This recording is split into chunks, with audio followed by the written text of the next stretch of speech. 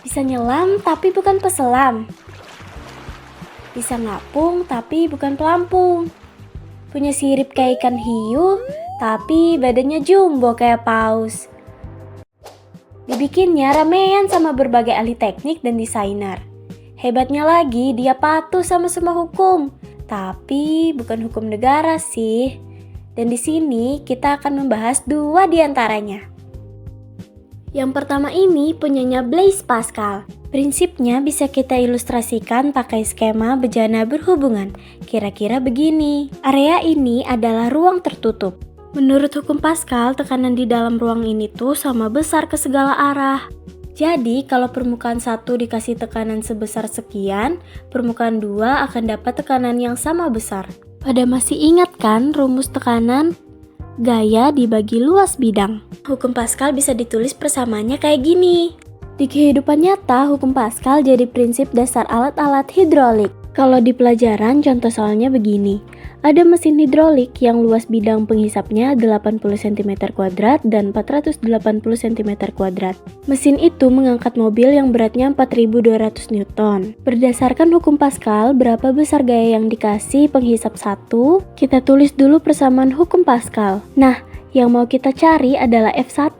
Berarti rumusnya kita pindah ruas aja jadi kayak gini. Terus masukin angka-angka yang sudah diketahui. Lanjut hitung-hitung. Dan ketemu deh. Hukum yang pertama selesai, lanjut hukum yang kedua. Kali ini punyanya Archimedes. Kalimatnya lebih rumit ya, tapi intinya beliau lagi bahas gaya apung. Coba kita pahami dengan cara ini. Bayangkan kita lagi di gerbong kereta, terus deretan kursinya hampir penuh, tapi kita maunya duduk di kursi itu. Ya udah, kita maksa nyempil tuh. Otomatis orang-orang di kursi pada geser kan, dan begitu udah duduk, kita pasti ngerasa kayak digencet sama kanan dan kiri kita. Nah, kira-kira sama kayak waktu benda dicelup ke air. Benda itu akan otomatis ngegeser sekian volume air, dan volume air itu bakal memberi gaya menggencet atau menekan benda ke atas, jadi bendanya ngapung. Kita bisa tahu besar gaya apung, kita kalikan volume benda yang tercelup dengan massa jenis air, lalu kalikan percepatan gravitasi. Ada fenomena menarik nih dari hukum Archimedes. Kalian ngerasa nggak sih kalau benda di air jadi lebih ringan? Ini karena massa jenis air lebih besar dari udara. Kita sudah tahu rumus berat benda sama dengan massa dikali percepatan gravitasi. Tapi kalau ditanyanya berat benda di air, carinya bisa dengan berat benda asli dikurang gaya apung. Contohin pakai soal kali ya. Misal ada kotak kayu bervolume 1000 cm3 lagi ngambak di tengah kolam dan setengah bagiannya tercelup air yang massa jenisnya 1000 kg per meter kubik. Kalau massa kotak kayu itu 5 kg, berapa berat kotak kayu di air?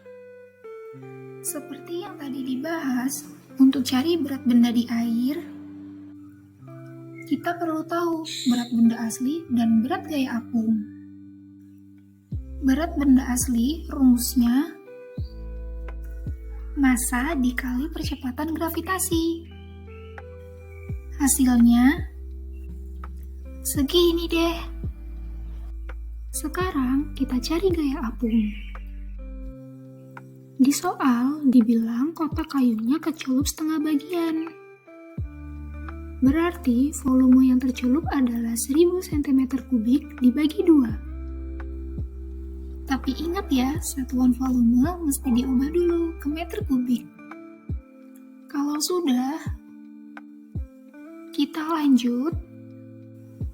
Kita kalikan massa jenis air, percepatan gravitasi, dan volume kotak kayu yang tercelup. Lalu, nah, gaya apungnya segini. Final step, tinggal kita kurangi berat kotak kayu dengan gaya apung. Ketemu deh berat kotak kayu di air. Iya sobat, walaupun hukum ini bahas gaya apung, benda tetap punya 3 kemungkinan kalau dia dicelup ke air. Pertama, pastinya terapung kalau massa jenis benda lebih kecil dari massa jenis zat cair.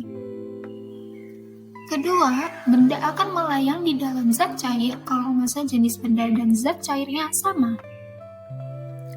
Ketiga, benda akan tenggelam kalau massa jenis benda lebih besar dari massa jenis zat cair. Setelah membahas kedua hukum tadi, ketebak dong benda apa yang dibahas di awal video?